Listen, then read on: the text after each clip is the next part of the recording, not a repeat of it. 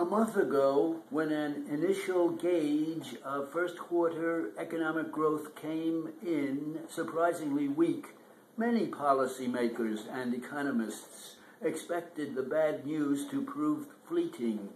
But when revised data were released last week, the growth estimate remained stuck at an annual rate of 1.8% compared with 3.1% at the end of last year.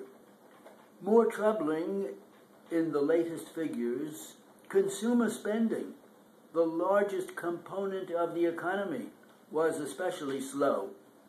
Stagnant wages and higher prices for gas and food are squeezing family budgets, while falling home equity hurts consumer confidence.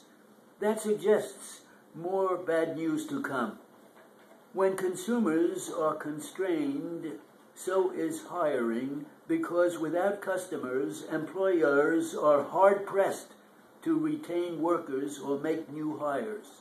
A recent Labor Department report showed a greater than expected rise in the number of people claiming jobless benefits, even as private sector economic forecasts are being revised downward, both very bad omens for continued job growth.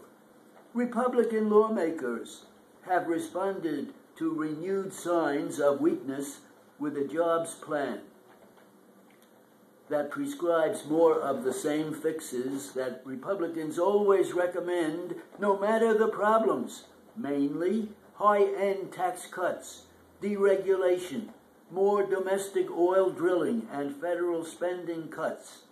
The White House has offered sounder ideas, including job-restraining plans to boost educational achievement and tax increases to help cover needed spending.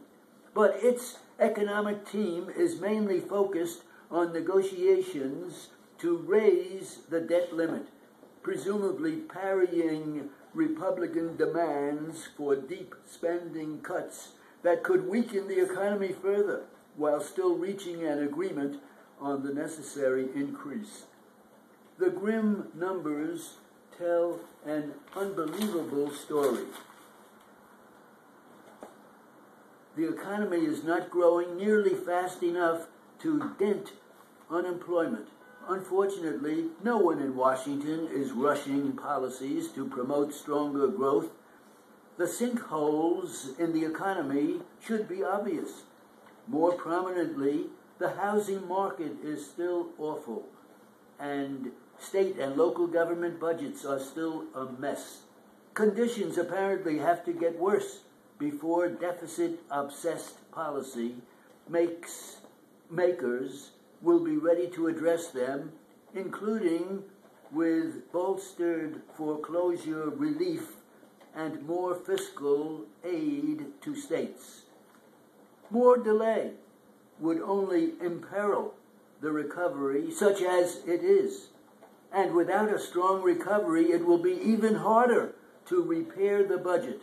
Continued hard times means low tax revenues and high safety net spending. If Washington won't do what is needed to make things better, there are still things that can be done to keep the economy from getting worse. The administration could work to ease the rules for refinancing mortgages owned by Fannie Mae and Freddie Mac, the government-run mortgage giants. Easier refinancings would lower monthly payments for potentially hundreds of thousands of borrowers in good standing, and in that way free up spending money to boost the economy. The Federal Reserve, for its part, must be prepared to continue measures to bolster the economy as needed, even if that means looser policy for longer than it originally planned. Democrats in Congress must lay the groundwork for an inevitable fight over extending federal unemployment benefits, which expire at the end of this year. There's a long way to go before the economy will thrive without government help. Running for governor in 2009, Chris Christie vowed to become New Jersey's #1 clean energy advocate. That was a hollow promise. As governor, Mr. Christie proceeded to cut all the money for the Office of Climate and Energy. He raided $158 million from the Clean Energy Fund meant for alternative energy investments and spent it on general programs. He withdrew the state from an important lawsuit against electric utilities to reduce emissions. On Thursday, he took the worst step of all. He abandoned the 10-state initiative in the Northeast that uses a cap-and-trade system to lower carbon dioxide emissions from power plants. The program has been remarkably successful, a model of vision and fortitude. Lacking that, Mr. Christie has given in to the corporate and Tea Party interests that revile all forms of cap and trade, letting down the other 9 states trying to fight climate change.